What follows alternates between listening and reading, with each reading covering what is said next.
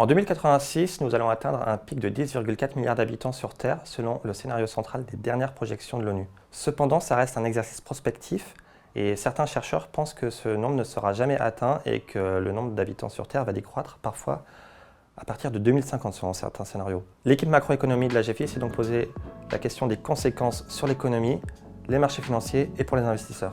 Le sujet central des évolutions démographiques, quand même le vieillissement des pays développés, et cela risque d'avoir un effet important sur l'inflation.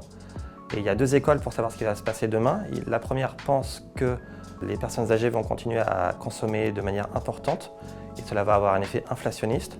Mais il y a une autre école un peu moins connue qui pense que en fait, les personnes âgées vont davantage épargner, notamment pour transmettre davantage de capital à ses héritiers. Et cela aura un effet alors déflationniste.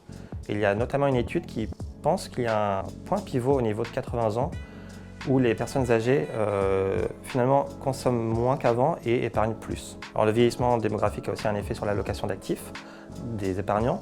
La logique de base veut que les personnes âgées vendent leurs actions pour acheter des obligations parce que leur espérance de vie est plus courte. Cependant, certains chercheurs pensent que le vieillissement démographique n'aura pas un impact trop important sur les marchés actions parce que d'une part, les personnes âgées vont en fait rester investies en actions beaucoup plus longtemps parce qu'ils anticipent une espérance de vie plus longue. Et d'autre part, les classes moyennes des pays émergents vont grossir et elles vont apporter davantage de consommation au marché et aussi vont investir davantage dans les actions, ce qui devrait soutenir ce marché. Alors la démographie, c'est aussi une thématique de gestion de fonds. C'est assez ancien puisque ça existe depuis la fin des années 90 et il y a encore une trentaine de fonds sur ce sujet. Par contre, c'est un univers très épars parce que tous les gérants n'ont pas la même approche de la question de la démographie.